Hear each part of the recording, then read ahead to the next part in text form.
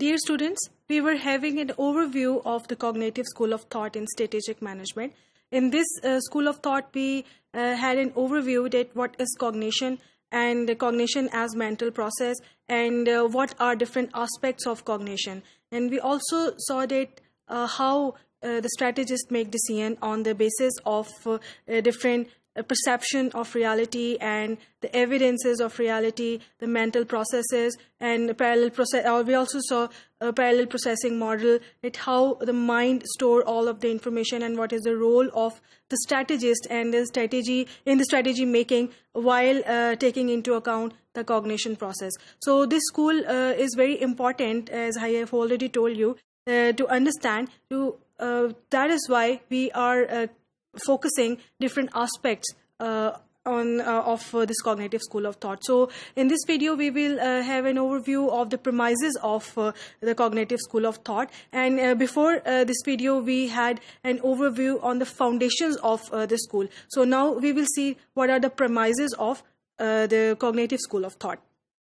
The first premise is the strategy formulation is a cognitive process that takes place in the mind of the strategist. In first video, I told you that something is in the mind of a strategist, and how that thing is in the mind of the strategist we discussed it in further videos. So we saw that this is basically a cognitive process. This is information processing and knowledge acquisition is a cognitive process that is in the mind of a strategist, and how the strategists use that information for vision, mission, or objective development, or the strategy development for an organization. That was all discussed in the different videos in the foundation video. So this is the first premise, which tells us that strategy formulation is the cognitive process that takes place in the mind of the strategist. And for this cognitive school of thought, the mind of the strategist and the subjectivity is very important.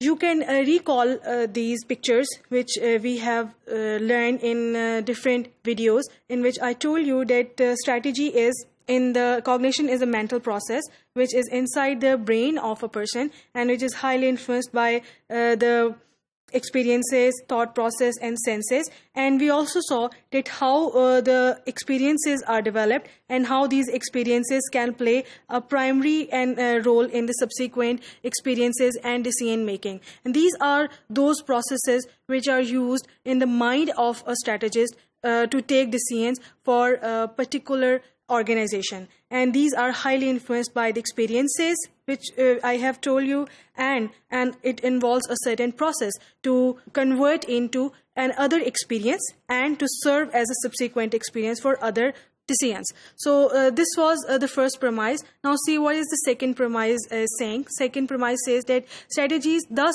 emerge as perspectives in the form of concepts, maps, schemas and frames that shape how people deal with inputs from the environment. This is also very important to see that we learned that there are certain maps and certain mental schemas in the mind of the strategist, and this premise is telling us that there are certain kind of strategies which are in the mind of a person that are highly influenced by the mental maps and mental schemas that are inside the mind and inside the brain of a person, inside the brain of the strategist, and they shape that how the people deal with the inputs from the environment and how they interact with those all inputs, and they ultimately come up with the strategies for the organization. So recall this picture in which we have seen the parallel processing model, in which we had an overview that how the individuals process the parallel information,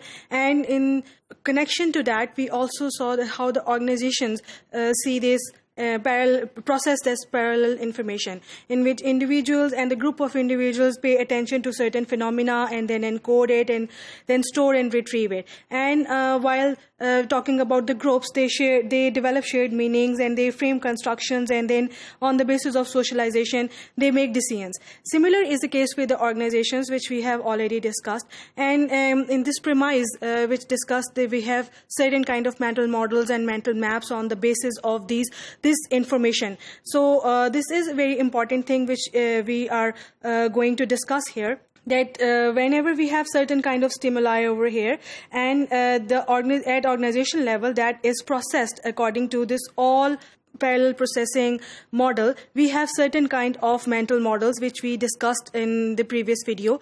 In our mind, with these models develop mental models, mental maps developed in the mind of the strategists, are develop certain thinking, and these different, if we have certain different kind of maps in our mind, and whenever they are related to each other, they make a mental schema. This is the mental schema, and this is the second premise, which is telling us that on the basis of certain information and stimuli, strategists have certain mental maps and mental models, and then on the basis of those mental models and mental maps, they develop schemas, and on the basis of those schemas, they make strategies. The third premise is saying that these inputs, which are provided by the stimuli, according to the objective wing of the school, flow through all sorts of distorting filters before they are decoded by the cognitive maps, or else, according to the subjective wing, are merely interpretations of the world that exist only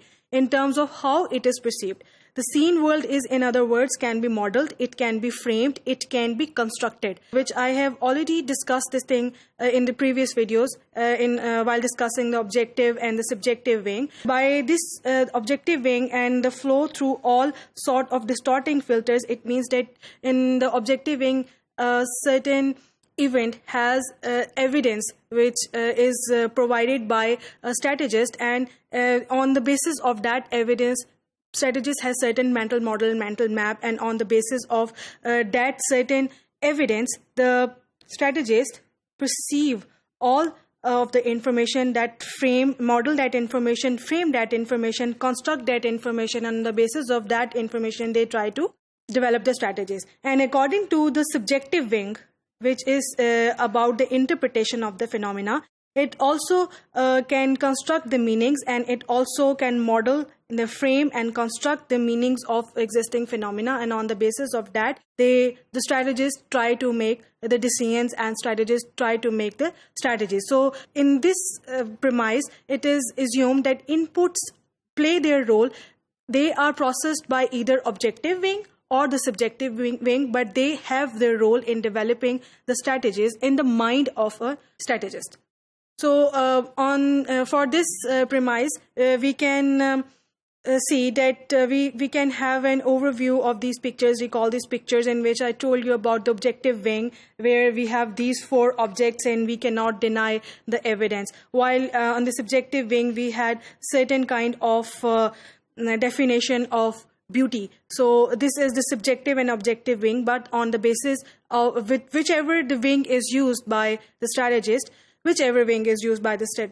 it plays its role in input, and it plays its role in the development of the strategies, whichever the wing is used, objective or subjective, it does not matter.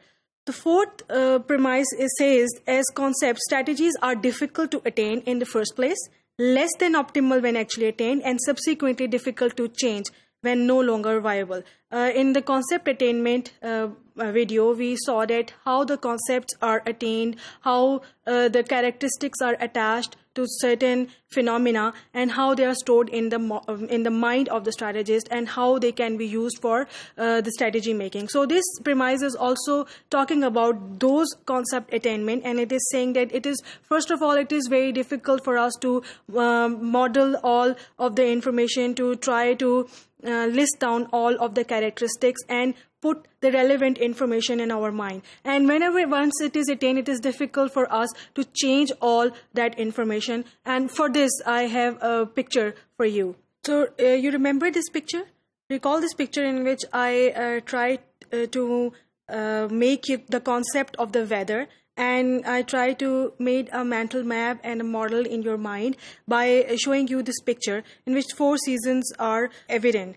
So this picture on the first instance made an image in your mind that these are the pictures of weather. So when I replace this picture with another picture, this is of the deep sea picture. Now your concept, you needed your concept to be revised. So this whole picture is not all about the weather. So you needed to attain a knowledge, you needed to code all of the information again, and you now had to code this information and had to say that this picture is about the nature. So the last premise is saying that first of all, the concept and attachment of different characteristics of that concept in the mind of a strategist is on the first hand it is difficult, but when it is attained, it is again difficult to change that concept. So on the as this is evident from this pictorial representation.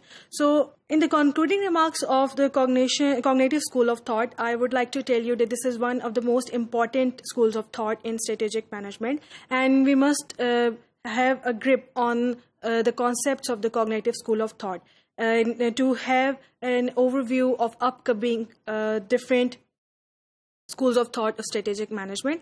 And also we need to know this thing, that this school of thought assumes that strategies are made in the mind of a strategist, and this also tells us about different aspects of cognition, the thinking process, the information and knowledge attainment style. So this is important for us to understand about this cognitive school of thought, and to see that what is the role of this school and how the strategies are actually formulated in which the role of the managers and the strategists is very important.